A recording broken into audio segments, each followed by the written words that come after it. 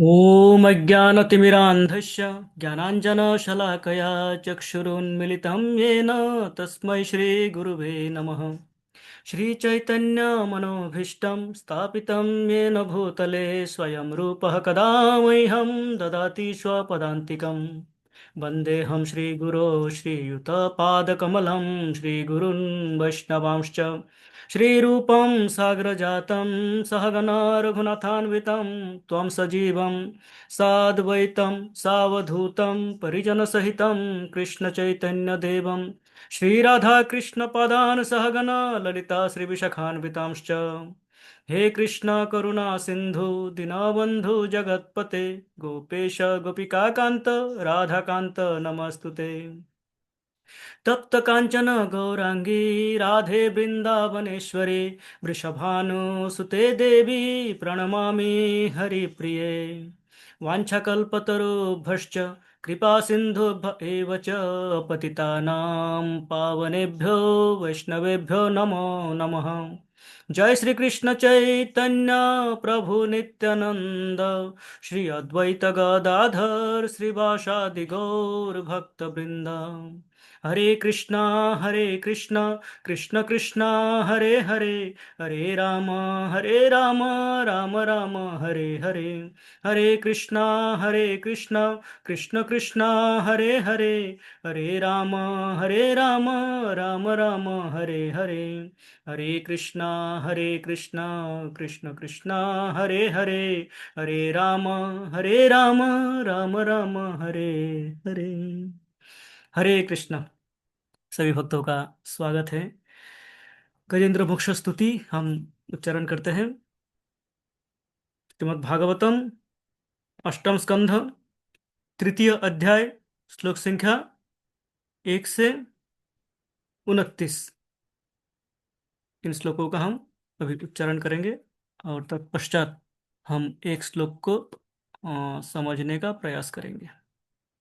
ये हमारा विचार है।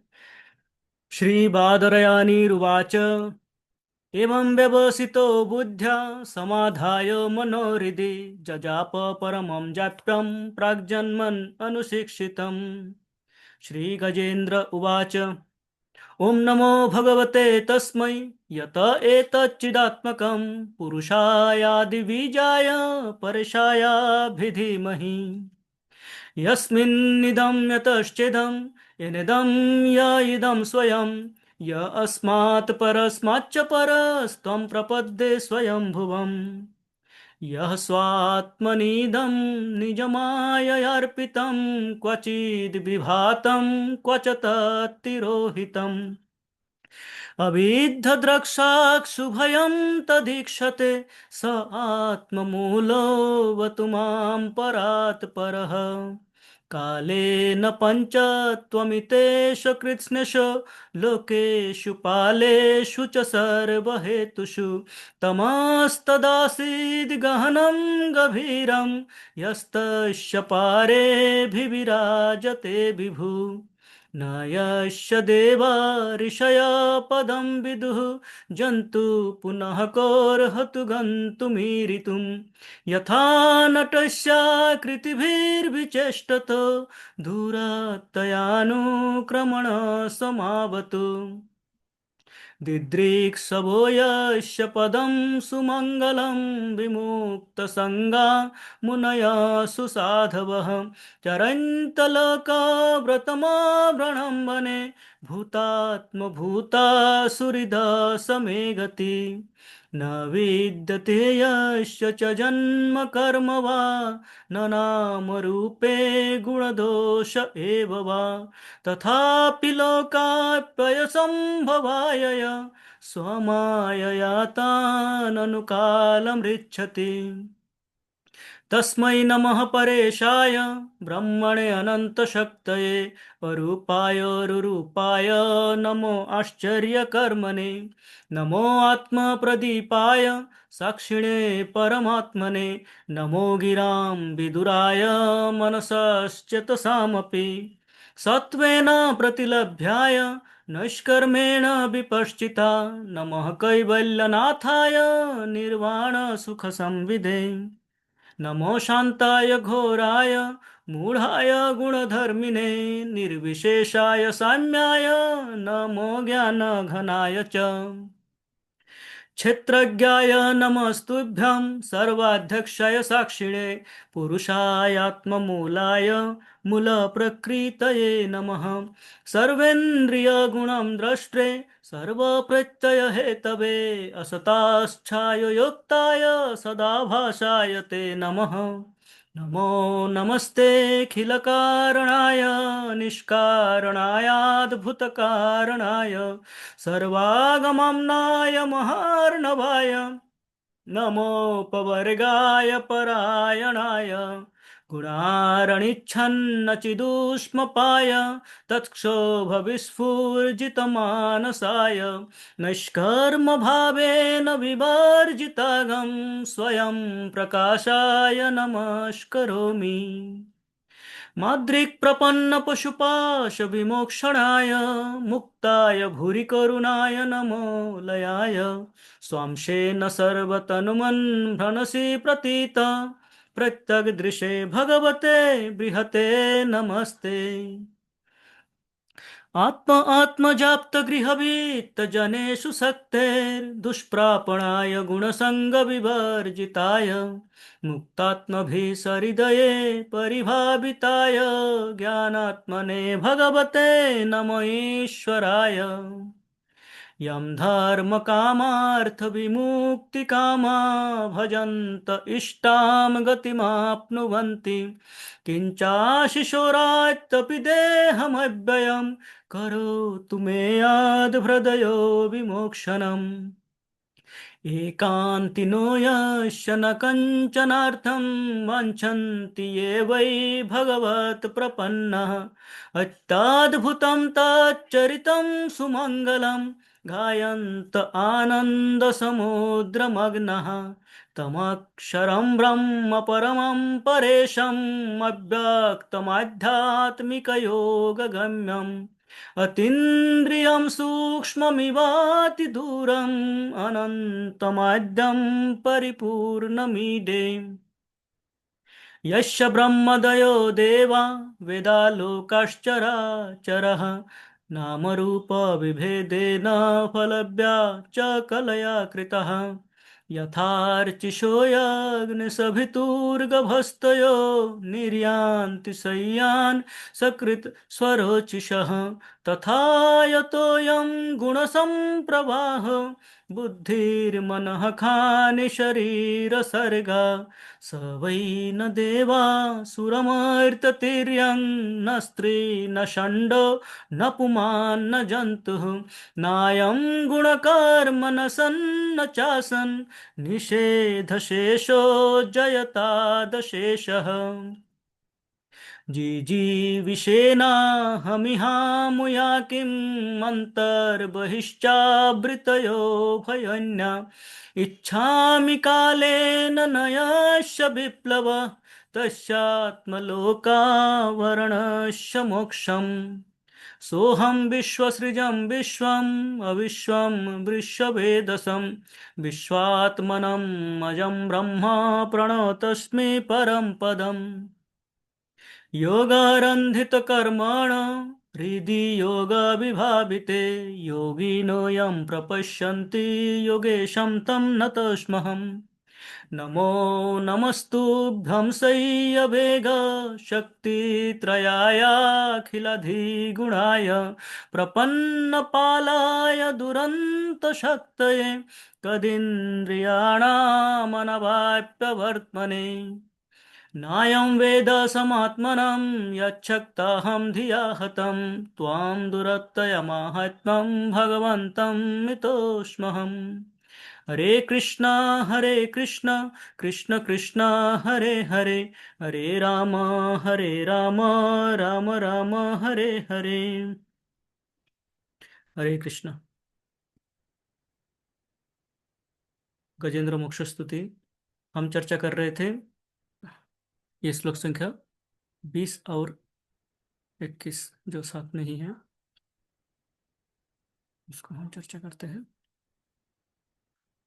एकान्तिनो यस्य न कञ्चनार्थं वाञ्छन्ति ये वै भगवत् प्रपन्नः अत्याद्भुतं तत् चरितं सुमङ्गलं गायन्त आनन्दसमुद्रमग्नः तमाक्षरं ब्रह्म परमं परेशम् अव्यक्तमाध्यात्मिकयोगगम्यम् अतीन्द्रियं सूक्ष्ममिवातिदूरम् अनन्तमाद्यं परिपूर्णमीडे।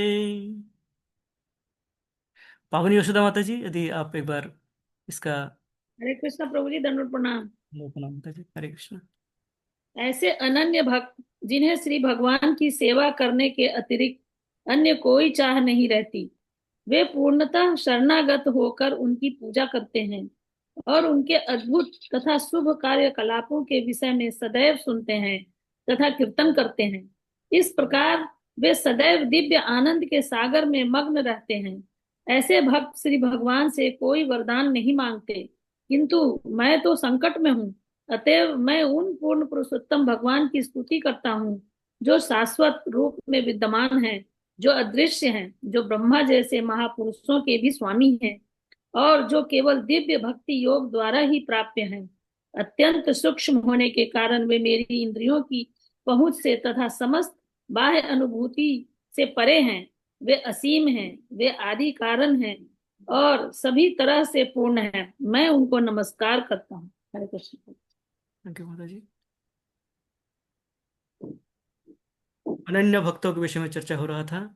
हमने देखा अनन्य भक्ति एकांतिनो यस्य। एकांतिनो यस्य, एकांत भक्त कौन है? भगवान को एकांत भक्त प्रिय है। भगवान गीता में कई बार बताए, हमने कई श्लोकों का उदाहरण दिया और कई श्लोक हैं हमने और देखा है जिसमें भगवान कहते हैं कि माम एकम शरणम, मेरे एकमात्र मेरे शरण में आओ। हैं? अनन्य भक्ति करो। हैं? एकांत भक्ति करो। इस प्रकार से भगवान बार बार कहते हैं। हमने कुछ भगवत गीता से देखा था। अनन्यश्चिन्तयन्तो माम ये जना पर्युपासते तेषां नित्य अभियुक्तानां योगक्षेम वहाम्यहम्। ये भगवान कहते हैं भक्त्या तु अनन्यया शक्या अहम एव विध अर्जुन ज्ञातुम द्रष्टुम च तत्तेन प्रविष्टुम च परंतप। अनन्य भक्ति से क्या करो? मुझे जान सकते हो, देख सकते हो। द्रष्टुम, भगवान कहते हैं मेरे, मुझे दर्शन कर सकते हो। तत्तेन प्रविष्टुम, और मेरे लीलाओं में प्रवेश कर सकते हो। कारण तत्वों से आप मुझे जान जाओगे। अनन्य भक्ति चाहिए। हैं? अनन्य चेता सतत यो माम स्मरति नित्यशः। सतत और नित्यशः स्मरण करता है। अनन्य चेता, ये इंपॉर्टेंट है। भगवान कहते हैं कि अनन्य चेत, अनन्य भाव से। है? कोई और साथ में और कुछ हो ऐसा नहीं।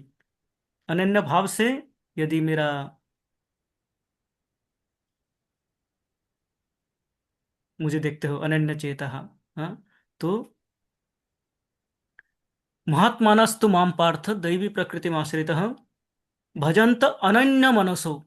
अनन्य मन से ज्ञात्वा भूतादि अव्ययम, भूत आदिम अव्ययम, भगवान के आदिम और अव्ययम ये जानना। इससे क्या होगा? कब कब हो पाएगा? जब भजंत अनन्य मनसो, अनन्य मन से, अनन्य भाव से भगवान का हम भजन करेंगे। ओपी चेत सुदुराचारो भजते माम अनन्य भाग। अनन्य भाग से, अनन्य भक्ति यदि कोई मुझे करता है, यद्यपि वो दृश्यतः लगता है कि वो दुराचारी है, अर्थात वो आचरणों का पालन, वैष्णवोचित आचरणों का दिखने में दृश्यतः पालन नहीं कर रहे हैं, परंतु यदि वो अ, अनन्य भक्त है तो साधुरेव समन्तव्य, भगवान कहते हैं वो साधु है। उसके विषय में कुछ कहना सुनना नहीं है, वो साधु है।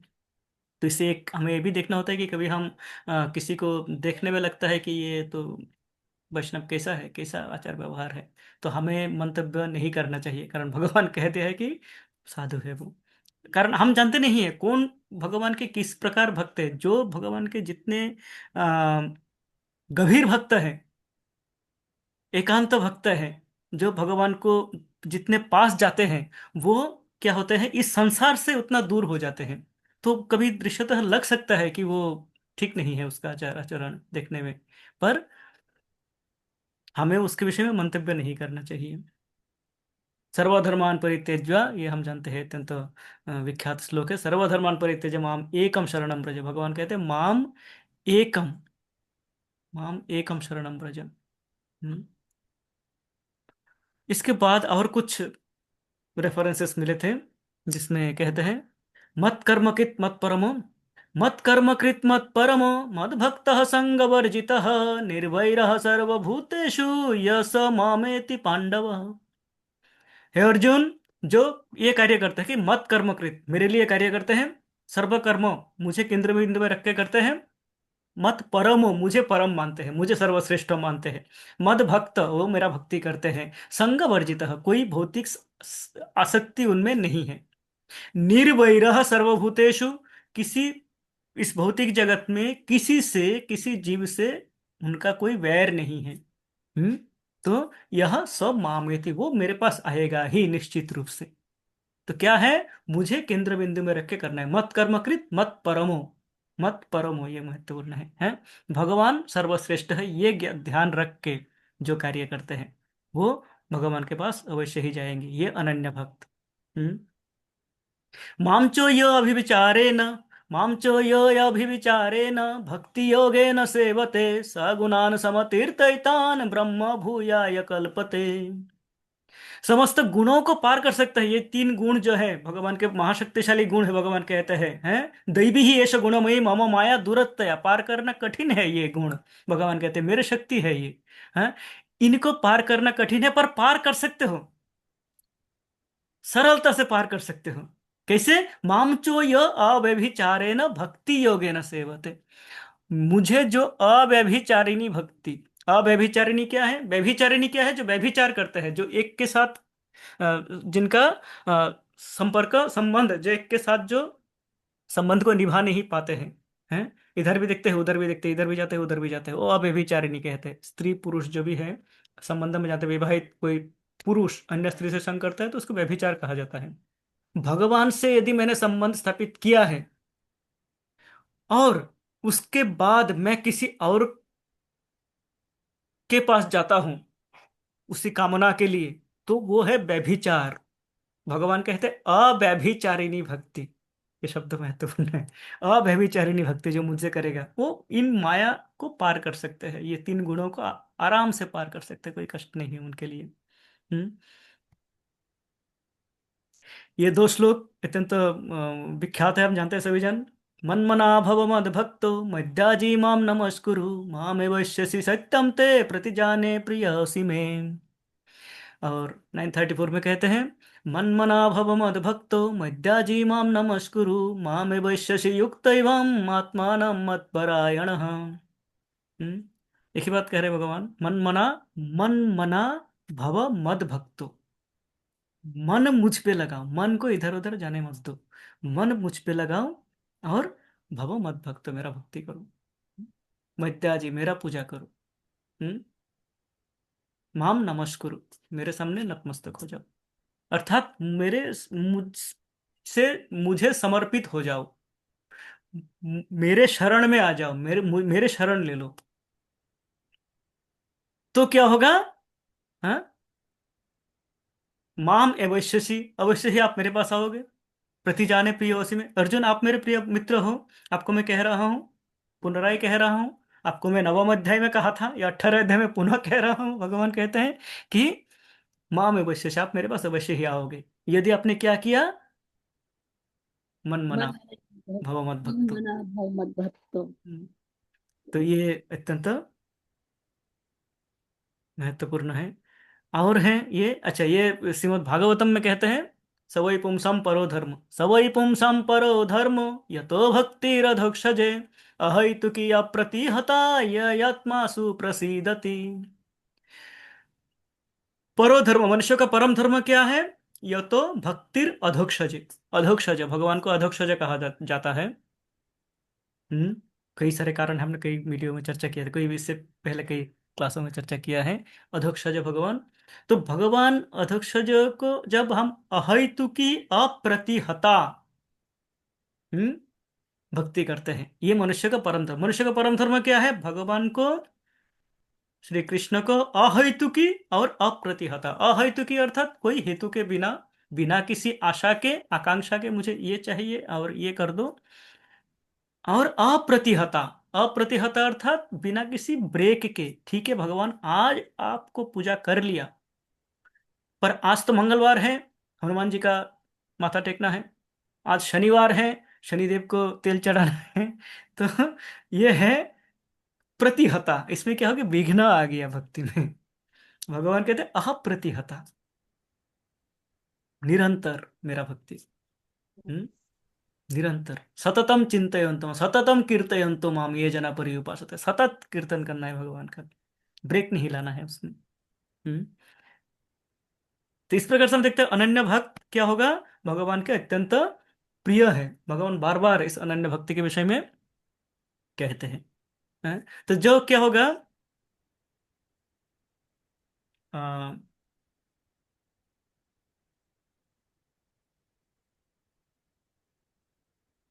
न कंचन अर्थ मंजिल, जो अनन्य भक्त होगा, जो भगवान को पूर्ण शरणागत होगा, उनको क्या होगा, उनका लक्षण क्या दिखा जाएगा, न कंचनार्थम वांछन्ति, वो और कुछ कामना उनका नहीं रहेगा, और कुछ कामना उनका बचा नहीं रहेगा।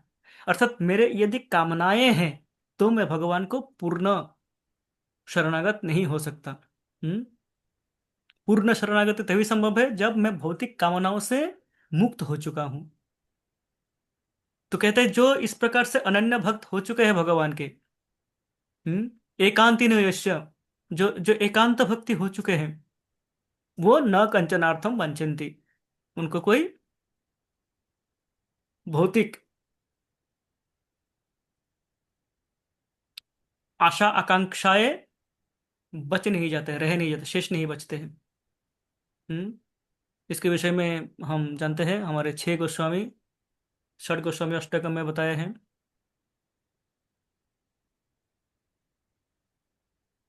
त्यक्त्वा तूर्णम् अशेषमण्डलपति श्रेणे सदा तुच्छवत् भूत्वा दीन गणेशको करुणया कोऽपि न कण्ठाश्रितो गोपी भावरसाम्रब्धिलहरी कल्लोलमन्नमुहुर् वन्दे रूपसनातनो रघुयुगो श्रीजीव गोपालको त्यक्त्वा तूर्णम अशेष मंडलपति श्रेणे सदा तुच्छवत। ये 6 गोस्वामी, रूप सनातन, रघुयुगो, रघुयुग अर्थात Raghunath Das Goswami, and Raghunath Bhatt. Raghunath Bhatt Goswami, thank you माता जी, रघुनाथ भट्ट गोस्वामी और जीव गोस्वामी और गोपाल भट्ट गोस्वामी, ये क्या किया है इन लोगों ने, सभी क्या थे, अशेष मंडलपति, अत्यंत धनाढ्य थे, ऐश्वर्यशाली शाली थे। कोई किसी ऐसे समाज के, यदि हम देखें आज के हिसाब से, तो वो धन मान ये दोनों उनके पास प्रचुर परिमाण में थे। धन भी थे, समाज के उच्च स्तर पे भी थे, कोई मंत्री थे, कोई जमींदार के पुत्र थे, कोई जमींदारी थे, हैं।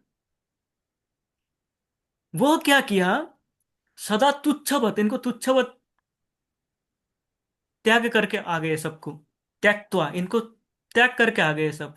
और क्या किया, भूत्वा दीन गणेशई को करुणया कौपिन कंथाश्रितो, कौपिन और कंथा, कौपिन और एक एक कांथा जो अपना ओढ़ने के लिए एक कपड़ा, एक कपड़ा पहनने के लिए, एक कपड़ा ओढ़ने के लिए आ गए। पर उनमें क्या था, गोपी भाव रसामृता अवधि लहरी कल्लोलो मन्नो मुहुः। पर ये क्या थे, गोपी भाव में थे। ये इन्होंने क्या किया था, ये अपने समस्त ऐश्वर्यों को, भौतिक जगत में जो ऐश्वर्यों का कामना हम करते हैं, जिनके लिए हम दिन रात एक कर देते हैं, 12 घंटा 14 घंटा कार्यों में लगे रहते हैं, उन सबको वो त्याग करके आ गए थे, तुच्छवत छोड़ के आ गए थे ऐसे ही। हैं, छोड़ के आ गए थे एकदम, एक कपड़े में घर घर से बाहर आ गए, आके महाप्रभु के शरण में आ गए। हम्म। कारण क्या था, कैसे कर पाए, इनका क्या था, एकांतिन वैश्य, एकांत भक्ति था। एकांत भक्ति के कारण ये समस्त जो भौतिक आकर्षण है, उन आकर्षणों को त्याग कर पाए थे। त्याग करना संभव हुए थे उनके द्वारा। हम्म। और वही क्या है, एकांतिनो यस्य न कंचनार्थम वांछन्ति ये वै भगवत प्रपन्नः। जो इस प्रकार से समस्त भौतिक आकर्षणों से मुक्त हो चुके हैं, भौतिक जो धन संपद हो अथवा रूप यौवन हो, अ, जो भी आकर्षण होते हैं इस भौतिक जगत में, हम हमें जो बांध के रखते हैं, इन बंधन से जो मुक्त हो सकते हैं वो ही, ये वही भगवत प्रपन्न, वो निश्चित रूप से भगवान के शरण में आ जाते हैं, पूर्णतः भगवान के शरण ले पाते हैं। हम्म। पूर्ण भगवान के शरण में आ जाते हैं। उनको जो दृश्यतः हो, जो उनको शरीर में जो कष्ट है, वो कष्ट हमें लगता है कि ये कष्ट, कितना कष्ट उनको सहना पड़ रहा है, या सहन, जो प्रहलाद महाराज को कितना कष्ट दिया गया। उनके पिताश्री, हाँ, असुरवर्य, असुर श्रेष्ठ हिरण्यकशिपु, उनके पिता से इनको कितना कष्ट सहना पड़ा, हम यदि देखें प्रहलाद महाराज को।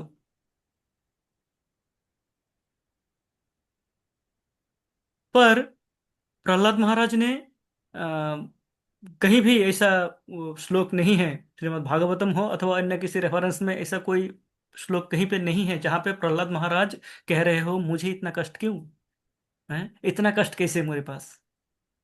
मैं तो राजा का पुत्र हूँ, सब छोड़ के मैं भगवान का शरण ले रहा हूँ, भगवान का नाम ले रहा हूँ, और मुझे तेल में डाला जा रहा है, गर्म तेल में खोलते हुए तेल में डाला जा रहा है, मुझे सांपों से कटवाया जा रहा है, विषैले सांपों से, मुझे हाथी के पाँव के नीचे कुचला जा रहा है।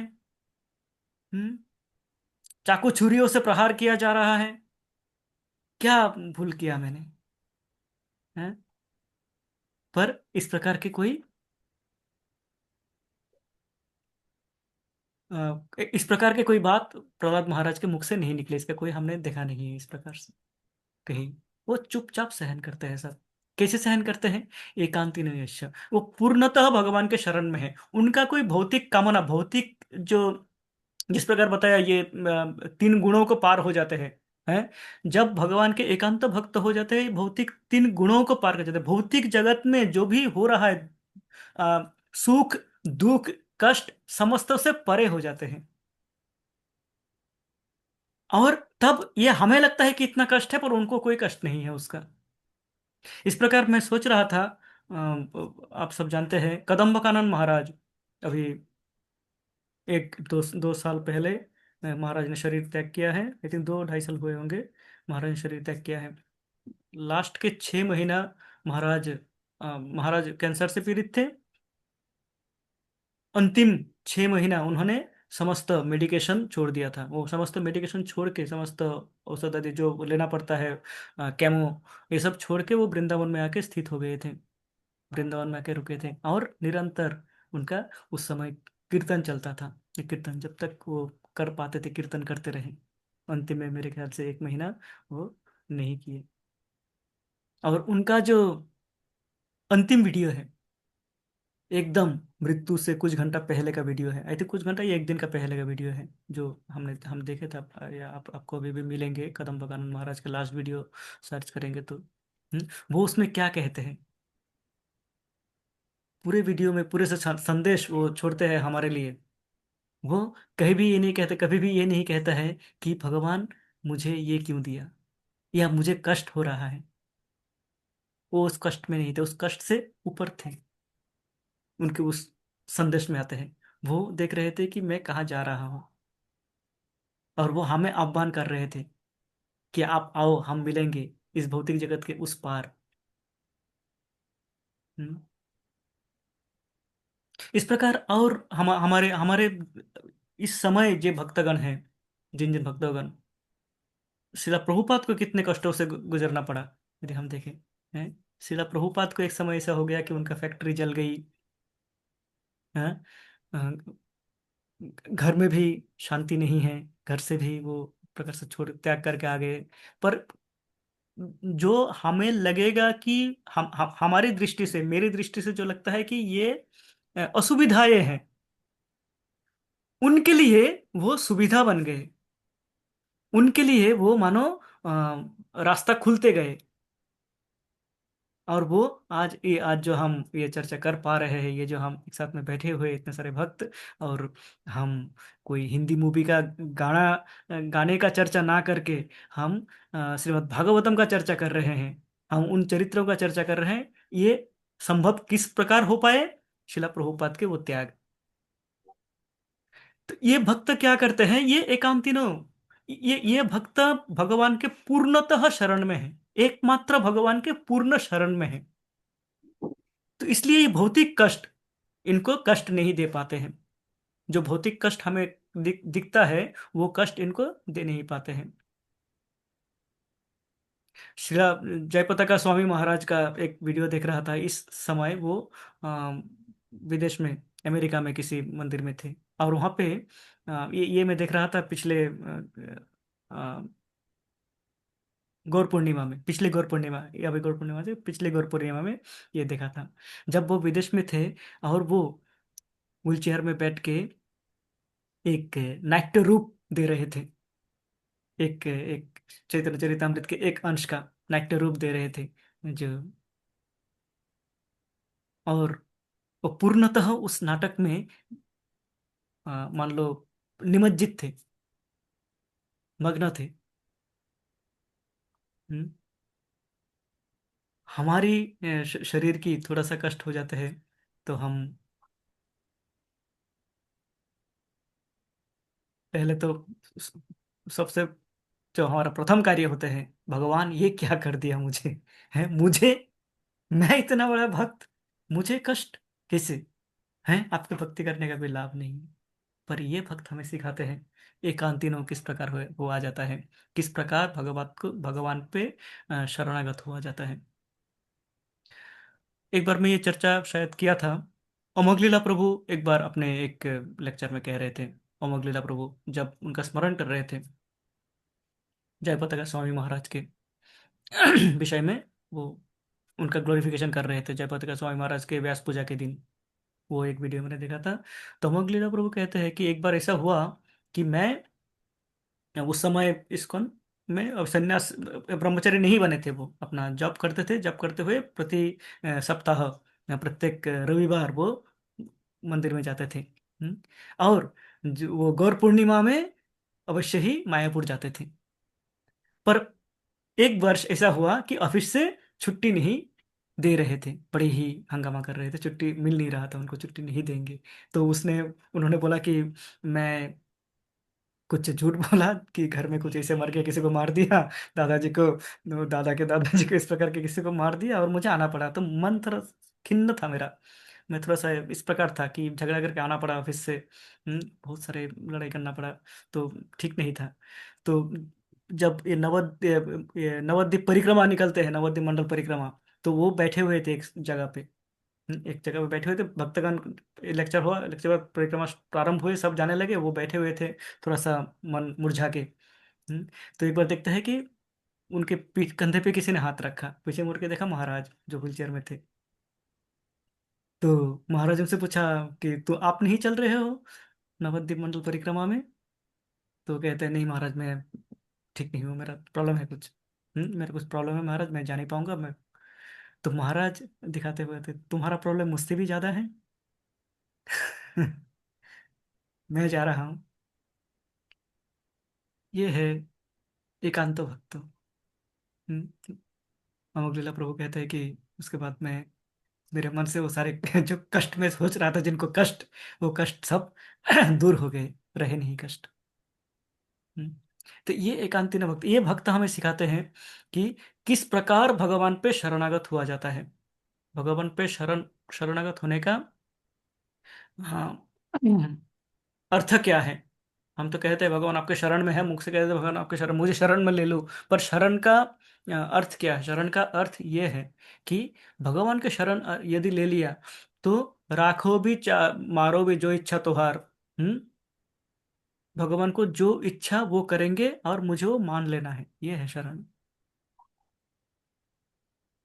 मुकुंदमाला स्तोत्र में महाराज कुलशेखर कहते हैं, ये श्लोक स्क्रीन में देख रहे होंगे आपको। हमने इसका अध्ययन किया था, मुकुंदमाला स्तोत्र, अत्यंत ही मधुर। नाहं वन्दे तव चरणयोर्दन्दमद्वन्द्वहेतो कुम्भीपाकं गुरुमपि हरे नारकं नापनेतुं रम्या रामा मृदुतनुलता नन्दनेनापि रन्तुं भावे भावे हृदय भवने भावयं भवन्तुम। महाराज कुलशेखर कहते हैं, नाहम वंदे तब चरणयोर द्वंद्वम अद्वंद्व हेतु। इस संसार में बहुत सारे द्वंद्व है, सुख है, दुख है, कभी मान आता है, कभी अपमान आता है। कभी सर्दी आते हैं, कभी गर्मी आते हैं, कभी खुशी आते हैं, कभी गम आते हैं। हम्म, तो मैं आपको इन द्वंद्वों से मुक्ति देने के लिए मैं आपका स्तुति नहीं कर रहा हूँ।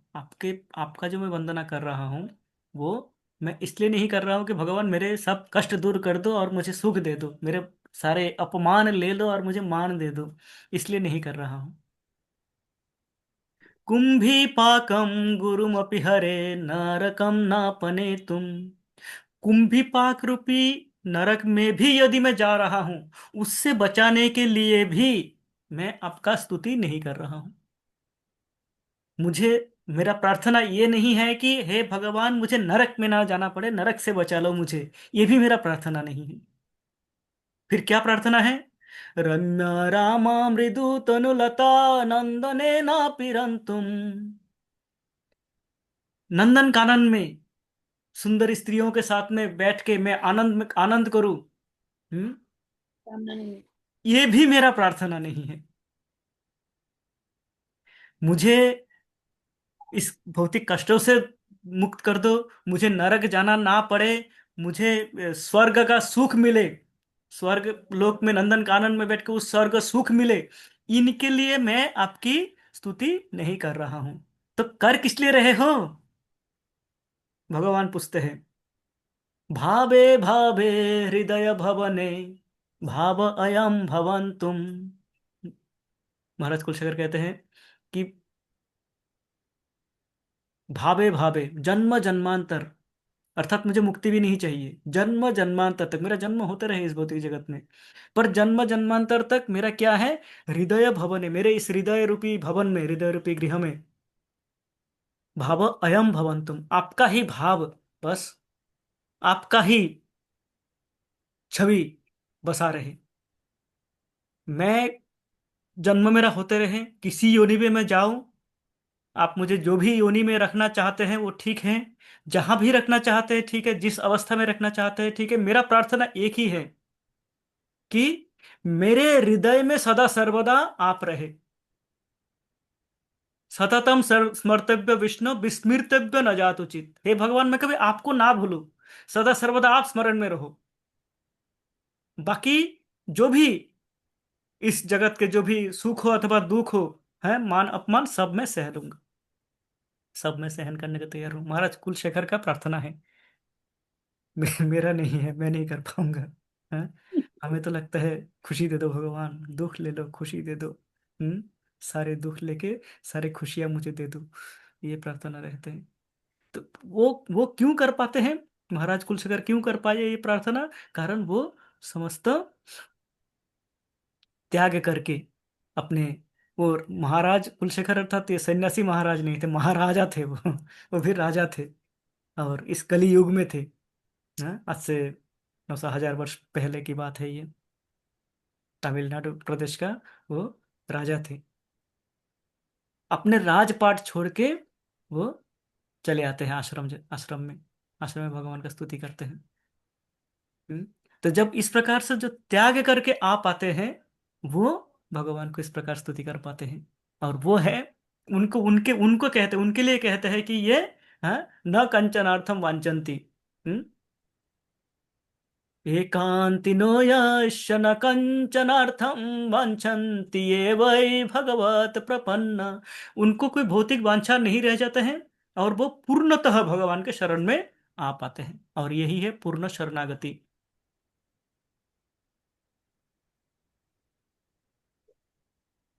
अट्टाद्भुतं तात चरितं सुमंगलम गायन्त आनंद समुद्रमग्ना। वो करते क्या है?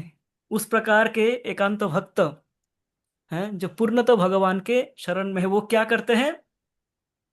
कृष्ण के अत्याद्भुतम तच्चरितम, आपके अद्भुत लीलाओं का, रस का स्वाद आस्वादन करते हैं। हमारे पास समय कितना है? भगवान के अद्भुत लीलाओं के विषय में यदि चर्चा करने जाएंगे तो अ, वो लीलाएं अत्यंत अद्भुत होना पड़ेगा। कारण ये भक्त इन लीलाओं में डूबे रहते थे। इन सारे लीलाओं में वो डूबे रहते थे। जिस प्रकार अ, मान लीजिए हम गंगा में स्नान कर रहे हैं, डुबकी लगा रहे हैं, डुबकी लगा लिया, जब गंगा में हम निमज्जित हैं, गंगा में डूब गए हम हैं, ऊपर से क्या हो रहा है? ऊपर से हमें कुछ उसका स्पर्श नहीं कर पाते हैं। जल के बाहर के जो भी है वातावरण में, वो हमें स्पर्श नहीं कर पाते हैं, हम गंगा में डूबे रहते हैं। उस प्रकार ये जो भक्तगण हैं, ये सदा सर्वदा भगवान में डूबे रहते थे। भगवान का लीला रूपी समुद्र में ये निमज्जित हो रहे थे। हाँ, और भगवान के कथा अमृत रूपी रस का, सुधा का पान कर रहे थे। सुधा का पान निरंतर कर रहे थे। तो उन उन वो लीलाएं क्या हैं? हैं? भगवान के सारे लीलाएं अद्भुत हैं। अ, जैसे हम देखेंगे, पुतना उद्धार, भगवान के जन्म लीला ही अद्भुत है। भगवान का जो जन्म हुआ है, वो लीला ही अद्भुत है। हम वहीं से प्रारंभ कर सकते हैं। जन्म से ही भगवान दिखा दिया कि मैं, ये जो अवतार है, ये जो कृष्ण का अवतार है, ये भिन्न अवतार है। इसमें ऐसा कुछ अद्भुत कार्य होने वाला है। भगवान चतुर्भुज रूप में आविर्भूत हो जाते हैं। भगवान प्रथम आते हैं इस इनके अ, महाराज,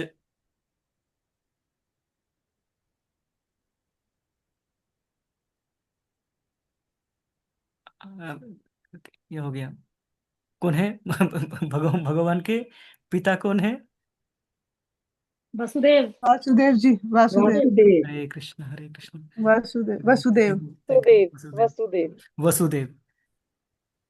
भगवान आते हैं प्रथम वसुदेव के मन में, भगवान प्रवेश करते हैं। भगवान वसुदेव के मन में आते हैं, मन से उनके हृदय में आते हैं, हृदय से फिर वो माता देवकी के गर्भ में जाते हैं। इनका जन्म इस प्रकार से हुए हैं। वो इस प्रकार से माता देवकी के गर्भ में आते हैं, वो स्वयं आते हैं। हैं? और जब वो भूमिष्ठ होते हैं, आविर्भूत होते हैं, तो किस प्रकार होते हैं? चतुर्भुज रूप में प्रभु जी। चतुर्भुज रूप में सामने आ जाते हैं। अपने जो अस्त्र शस्त्र, जो वस्त्र परिधान करते हैं, उसी रूप में, केवल छोटे से उस रूप में आके आविर्भूत हो जाते हैं। तो भगवान के जन्म लीला ही अद्भुत है। जो जो भक्तगण हैं, जो भगवान के जन्म लीलाओं के विषय में अध्ययन किए हैं, वो भगवान के इन अद्भुत लीलाओं में रम सकते हैं। जो नहीं, वो क्या करेंगे? वो कुछ अटकलें लगाएंगे। अभी कुछ दिन पहले एक ये देख रहा था, कभी शॉर्ट्स आते रहते, एक शॉर्ट्स देख रहा था जिसमें एक एक कोई पत्रकार होंगे या कुछ व्यक्ति होंगे, पता नहीं, मैं जानता नहीं हूं उनको, और एक फिल्म स्टार, एक फिल्म स्टार और एक पत्रकार, या कोई पत्रकार ही जैसा ही है, वो दोनों चर्चा कर रहे थे। उसका एक क्लिप आ गया था, उसमें वो चर्चा कर रहे थे। वो पत्रकार बता रहे थे फिल्म स्टार को कि कृष्ण पता है कितना कष्ट किया है, कृष्ण के जीवन में कितना कष्ट है। जेल में जन्म हुआ उनका, जन्म होते ही उनको माता पिता से अलग कर दिया गया। मैं इतना ही सुना, मैं उसको बंद कर दिया। मैं बोला, ये व्यक्ति, श्रीमद् भागवतम तो दूर, ये व्यक्ति भागवत गीता भी नहीं पढ़े हैं। इनका कष्ट ये है कि ये व्यक्ति भागवत गीता भी नहीं पढ़े, इनका कृष्ण के विषय में कोई धारणा ही नहीं है। कोई साधारण धारणा भी नहीं है कृष्ण के विषय में।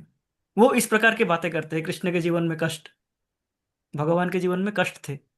और तो प्रभु जी दूसरे को भी मिसगाइड कर रहे हैं, अपना ज्ञान दूसरे को भी दे रहे हैं। हाँ, जो सुनने वाले हैं वो भी तो फिल्म स्टार हैं, वो भी तो मूवी बनाएंगे उसका। हाँ, तो ज्ञान ये कहाँ दे रहे हैं माता जी, अज्ञान दे रहे हैं, अज्ञान की हाँ तरफ। अज्ञान ही तो, हाँ अज्ञान तो कह रही हूँ, अज्ञान दे ना। हाँ। तो वो यदि उनके मन में कोई धारणा भी होंगे, उनको भी ढक रहे हैं। हाँ, तो ये होता क्यों है? कारण, भगवान को जानने का प्रयास किसी ने नहीं किया। जो सुन लिया, जब आप देखते हो कि भगवान, अच्छा चलो ये हुआ, इसके बाद भगवान जन्म हुए, भगवान स्वयं अपने माता पिता को आदेश दिए कि आप मुझे इस जगह पे लेके चलो और इस प्रकार से लेके चलो। उनके बैठते ही सब ताले खुल जाते हैं समस्त जो जेलर्स है, जो जेल के प्रहरीज हैं गार्ड्स थे, वो सारे सो जाते हैं। वो जाते हैं वहां पे, जाके देखे आते, ये सब लीलाएं हुए। उनके विषय में आप सोचेंगे नहीं? अद्भुत, ये इनके जब सोचेंगे तब देखेंगे कितना अद्भुत लीला है। कैसे हो सकता है जन्म से पहले कोई इस प्रकार कर दे? उसके बाद क्या हुआ?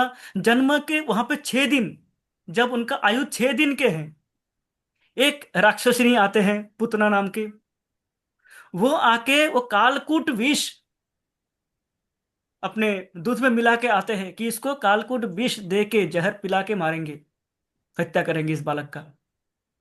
और इस 6 दिन के बालक ने इस विशालकाय पुतना का क्या करते थे? दूध के साथ प्राण खींच लेते हैं, उस पुतना को उद्धार कर देते हैं। अब 6 दिवस का एक बच्चा, बोल दिया, मेरे डाल दिया मैंने, घर चला गया था ना मैं। उसको तो घर चला गया था। उसको तो ये भी नहीं पता कि एक 6 दिल का बच्चा क्या क्या कर सकता है। उनको जो जिनके गोद में दे दिया, उनके वो माँ समझ लेंगे।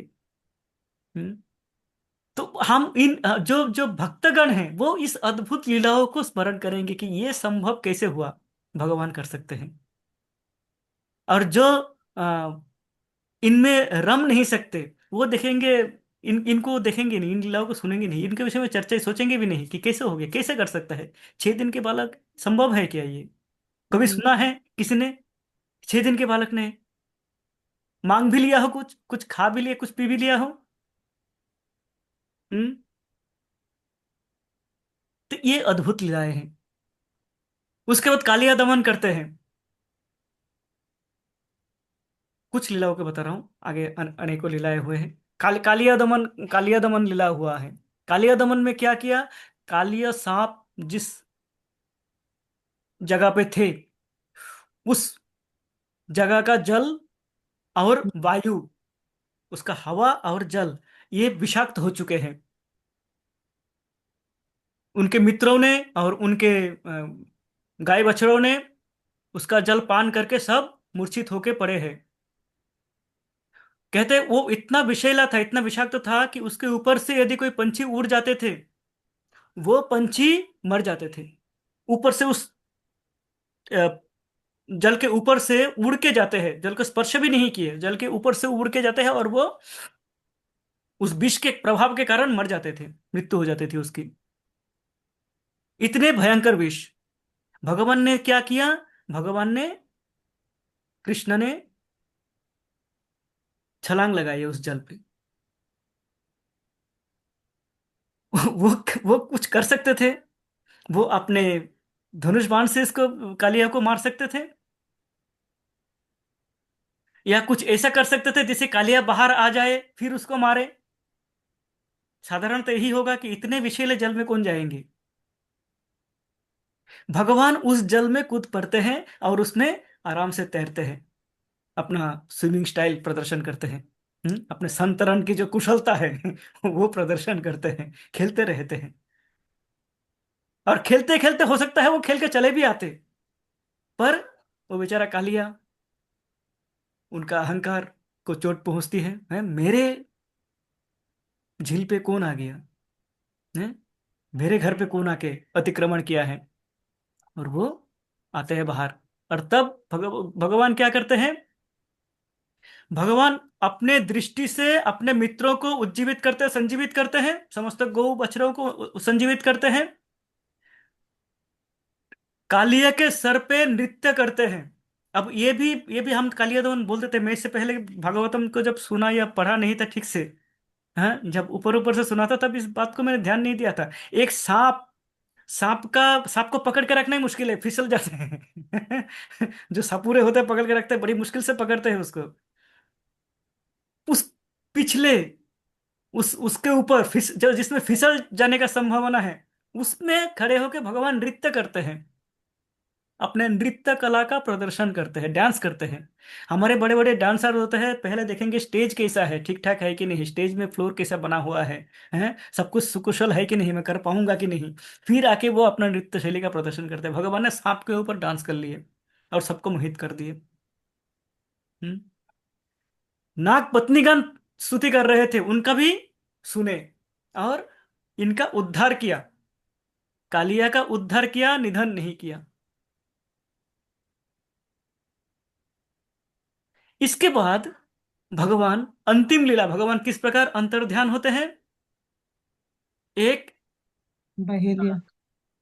जहरीली तीर मारते हैं कोई, व्याध होते हैं जो तीर मारते हैं हिरण समझ के, उनके पाँव में तीर लगता है, विष युक्त तीर लगते हैं।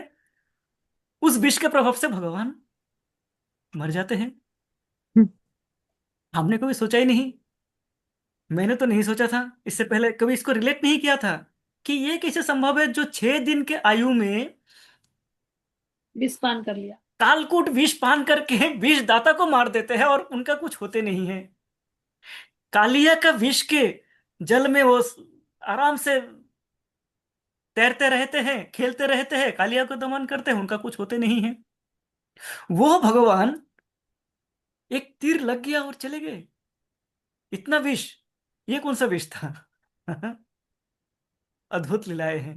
पर हमें उनका मंथन करना है, उन लीलाओं का मंथन करना है, हमें देखना है, हमें एक के साथ एक कड़ी को जोड़ के देखते रहना है। तब हम देख पाएंगे भगवान की लीला कितना अद्भुत है, क्या करते हैं भगवान, क्या किया है, क्यों किया है, कैसे किया है। नहीं तो जो भौतिकतावादी है मानसिकता, भौतिकतावादी मानसिकता, वो क्या होगा, ये रासलीला और माखन चोरी लीला वो देखेंगे हम। भगवान को ना समझ पाएंगे, ना जान पाएंगे, ना भगवान को पास जाने का कोई प्रयास हमारा होगा। हम्म, इस प्रकार से ये हमारे जो जो भी भगवान के पूर्ण शरणागत हैं, वो इस प्रकार से इन लीलाओं में भगवान के डूबे रहते थे। और भगवान के सारे जो रस है, संत रस, दास्य रस, इसका कुछ हमने देखा था, तो इसके विषय में अधिक गहन में नहीं जाएंगे। इन समस्त रसों में है रस, भगवान ने जो भी किया है, भगवान ने क्या किया है, इन पांचों रसों का समाहार है। इन पांचों रस मानो परिवेशन किए हैं हमारे लिए भगवान ने। हम्म। पकवान बना के दे दिया, लो आनंद लो कलयुग के जीव, तुम्हारा मन इधर उधर भटकता रहता है, मैं कई सारे दे दिया आपको, मन को लगाओ इसमें। मन मना कि भगवान आप में मन कैसे लगाओ, ये देखो, मेरा वेणुगीत का स्मरण करो, एक जीवन कट जाएगा आपका। मेरे वो बाल लीलाओं का स्मरण करो, एक जीवन कट जाएगा आपका, कई सारे जीवन कट जाएगा यदि आप मेरा वृंदावन की लीलाओं के विषय में सोचते रहे तो। मन कैसे नहीं लगा सकते भगवान पे। समस्त एकांत भक्तगण इस प्रकार भगवान के इस रस में, रस के समुद्र में वो डूबे रहते थे।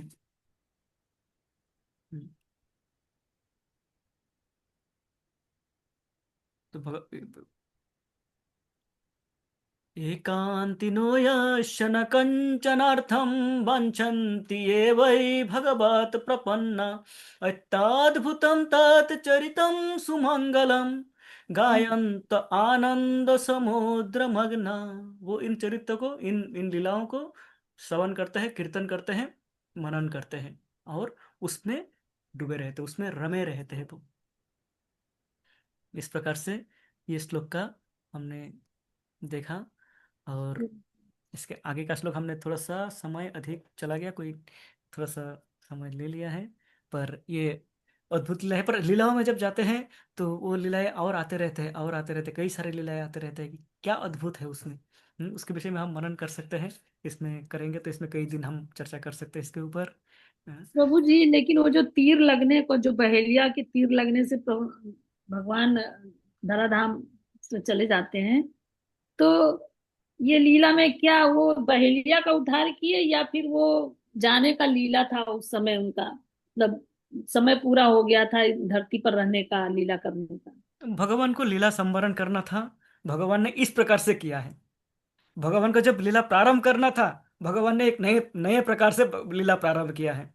किसी अन्य ये तो अवतारों में इस प्रकार नहीं हुआ है कि वो स्वयं आए और अपने माता पिता को अपना आदेश दे रहे, कैसे उपदेश दे रहे हैं।